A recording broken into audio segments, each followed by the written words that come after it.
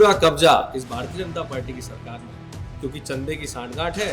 वो लोग इनके नेताओं को पैसे देते हैं और जहां चाहे वहां कैचमेंट इलाके में बिल्डिंग कंस्ट्रक्शन हो, चाहे प्लॉटिंग हो, चाहे फार्म हाउस हो, जो चाहे करें। जिस तरीके से वो चिन्हित कार्रवाई करने की मांग कर रहे हैं, ये स्पष्ट दिखाता है कि कांग्रेस किस विचारधारा की है, कांग्रेस किस प्रकार से अतिक्रमण को पूर्णतः सपोर्ट करती है। नमस्कार, मैं शिवी और आप देख रहे हैं राष्ट्रीय हिंदी में। इस वक्त मैं मौजूद हूँ मध्य प्रदेश की राजधानी भोपाल के सबसे खूबसूरत और प्रसिद्ध कलियासोत डैम पर, लेकिन अब यही डैम गंभीर खतरे में है।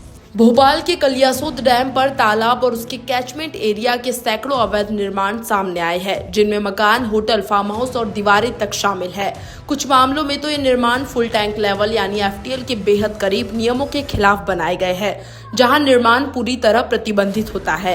इतना ही नहीं, एक रिपोर्ट के अनुसार तालाब का क्षेत्रफल भी अतिक्रमण के कारण पहले के मुकाबले काफी घट चुका है, जो इस जल स्रोत के भविष्य को लेकर बड़ी चिंता पैदा करता है। इस पूरे मामले में NGT भी सख्त रुख अपना रहा है और कई बार प्रशासन को कार्रवाई के निर्देश भी दिए गए हैं। हालांकि जमीन पर कार्रवाई को लेकर अब भी सवाल उठ रहे हैं। आरोप है कि छोटे अतिक्रमणों पर कार्रवाई होती है, लेकिन बड़े और रसूखदार लोगों के निर्माण अब भी बचे हुए हैं। देखिए, लगातार केरवा नदी हो चाहे कलियासोत नदी हो, उसके कैचमेंट इलाके में सांठगांठ करके ये बिल्डर लोग जो है वो कॉलोनियाँ काट रहे हैं। रसूखदार लोग केरवा और कलियासोत के आसपास ज़मीनें खरीद के वहाँ फार्म हाउस बना रहे हैं। अवैध रूप से फार्म हाउस के प्लॉट काटे जा रहे हैं। NGT की सख्त गाइडलाइन का खुला उल्लंघन हो रहा है। एक समय था जब NGT बड़ा मजबूत हुआ करता था मध्य प्रदेश में, तो अब NGT को कमज़ोर कर दिया गया है। भाई, कैचमेंट इलाके में जो कॉलोनी बनी वो अवैध होनी चाहिए, लेकिन उनको परमिशन मिल रही है। किसी भी प्रकार का कोई नियम, कायदा, कानून नदी के किनारे नहीं माना जा रहा है। केरवा और कलियासोत के कैचमेंट इलाकों में रसूखदार लोगों का, अवैध कॉलोनियाँ काटने वालों का, अवैध प्लॉटिंग करने वालों का, अवैध फार्म हाउस काटने वालों का और बिल्डर्स का पूरा कब्जा इस भारतीय जनता पार्टी की सरकार में है, क्योंकि चंदे की सांठगांठ है।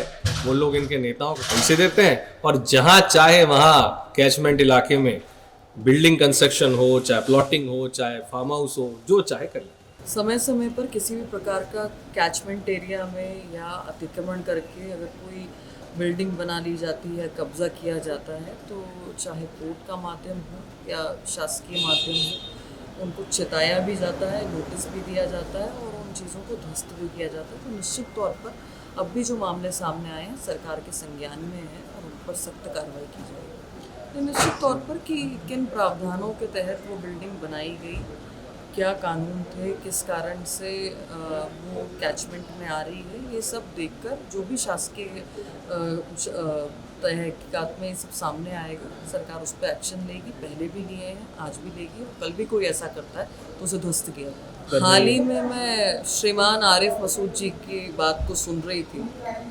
जिस तरीके से वो चिन्हित कार्रवाई करने की मांग कर रहे हैं, ये स्पष्ट दिखाता है कि कांग्रेस किस विचारधारा की है, कांग्रेस किस प्रकार से अतिक्रमण को पूर्णतः सपोर्ट करती है।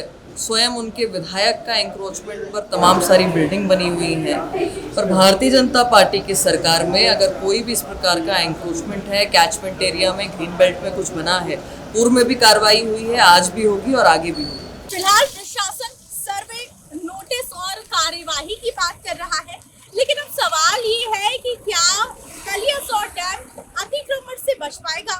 कैमरामैन परवेज के साथ मैं शिवी, राष्ट्रीय हिंदी में।